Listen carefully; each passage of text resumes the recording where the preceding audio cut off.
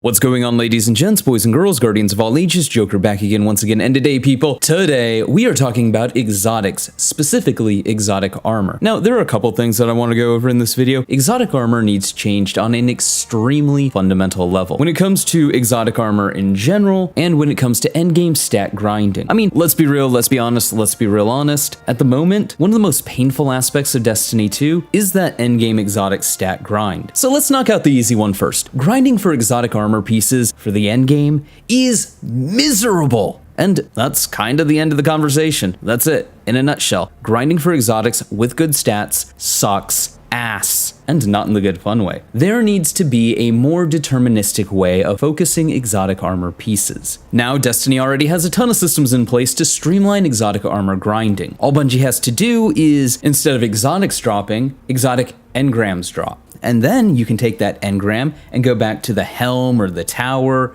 and focus it based on the stat preference of your ghost. You know, kind of sort of exactly the same way that we focus engrams right now in the helm. Speaking of the helm, the Helm of Inmost Light. Oh, I'm sorry, did you want more on how to streamline the stats on exotic armor? No, that's the suggestion. Use the already existing tools readily available to players and let them focus exotic engrams. Done, just do that. That's your solution, and it makes it less miserable. If I was to add any more commentary to that, I guess for the sake of video padding, I would say you can have the legendary lost sectors, because that's going to be one of the things that people think of. They're going to go, "But Joker, what about legendary lost sectors?" As if playing and engaging with that content is still rewarding the 400th time you've done it. But for those that enjoy that sort of content, you can still have the legendary lost sectors. And the first time you play a legendary lost sector, it drops the new seasonal exotic.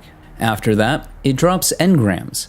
Anyways, back to the Helm of Inmost Light. Ah yes, the Helm of Inmost Light. A helm, I would argue, is one of the most iconic, if not infamous, exotics in all of Destiny. You're welcome, and I'm sorry. I'm sorry because we'll probably never see it return, and maybe it's just my ego talking, but I'm probably somewhat responsible for that, unless Bungie wants to prove me wrong and have it return. Your move, Bungo. Either Joker's always right, or Joker gets the Helm of Inmost Light. Heads I win, tails I win. But I digress. We're not really here to talk about my favorite exotic, at least not in any significant way, except for maybe as a framing for a greater conversation about exotics in general. Now, I don't know if you've noticed, but a lot of exotic armor is kinda sort of banal trash. Hunters, for example, for the longest time could only really rely on one exotic, Stompies, and those have been nerfed or will be nerfed. Though, in my opinion, jokes aside about Hunters getting nerfed, I know that's a sore spot for some of you, but I really do think that Hunters have been kind of freed from Stompies.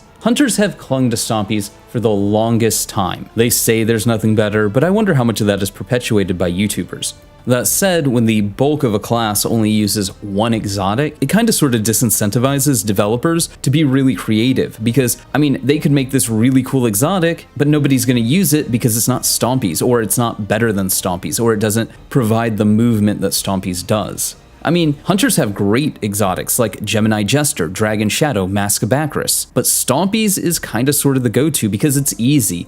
It's fire and forget, click and forget, whatever you want to call it. It's an S-tier movement exotic in a game where movement is king. I think that's why we've never seen Bones of Ao come back, because that would be even worse. And hey, don't misunderstand. We joke here on this channel about hating Hunters, but I actually sympathize with the frustration of having something you've used forever taken away. Shoulder charge, need I say more? But at the same time, I do think that this nerf is healthy for Hunters, because not only does it disincentivize the use of Stompies and opens up a world of possibilities, but it incentivizes Bungie to be more creative with Hunter exotics now that Hunters don't have a default go-to. And that digression may seem weird, but setting the stage for developers thinking about exotics differently is important for this conversation. Anyways, like I said in my last video, exotics have sort of reached an evolutionary bottleneck. Destiny has basically done all it can do. And I'm sure people will argue some semantics, but we're talking broad strokes here, people. Destiny is starting to show its age. While there have been massive quality of life improvements over the last 8 years, Destiny on a very fundamental level is still much the same game it was in 2014. AI is very much still as dumb as it ever was, and Bungie needs to find places to figure out where they can spice things up over the next 2 to 3 years, before hopefully revitalizing the franchise with Destiny 3 and new technologies. With Witch Queen, 2 fundamental changes were added to Destiny, one large and one not so large, but still really cool. The huge one, obviously, Subclass 3.0. As everybody knows, with Subclass 3.0, the Aspect and Fragment system was added to the Void subclasses. This will of course be rolled out to Solar and Arc in due time. The other change was Origin perks, further establishing the identities of Foundry and World weapons, creating new and interesting interactions as we see with the most recent update to Necrotic Grasp, and the Weapons of Sorrow. On top of that, we're going to get new stats that affect the way that we build craft in the ways of old. Weapon Flinch is now affected by stability and resilience, and Airborne is affected by a handful of things like exotic armor pieces. Now if we go back to my favorite exotic from Destiny 1, the Helm of Inmost Light, what did the Helm of Inmost Light actually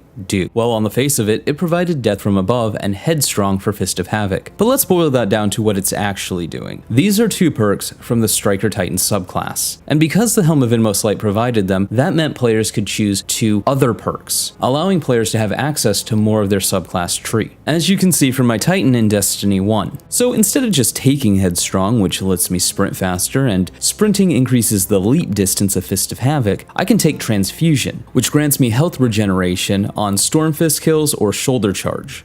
And instead of taking Death from Above, which allows me to aim Fist of Havoc after jumping, I was able to take Shockwave, which unleashes a wave of devastating energy that travels along the ground. This gave me a more fleshed out Striker Titan class at the cost of my exotic. Now, take that concept and transpose it into Destiny 2. All Bungie would need to do is create exotics that have the perks of Aspects and Fragments tied to them. Now, I know what you're thinking. But Joker, some of these Aspects and Fragments are strong. How do we balance them? And oh, right you are, oh, contrarian commenter of contrarian comments, that would be really strong. There needs to be a sort of drawback. Now that Bungie's added stat penalties and buffs to exotics, all they would have to do is go a little further with that. Have a pair of boots that gives you an additional aspect or fragment? Well, you take -50 airborne, -20 resilience, hell both, and then you'd have to build around that. And this creates interesting choices for players. This allows players to choose perks that they normally may not have taken at the cost of a few stats.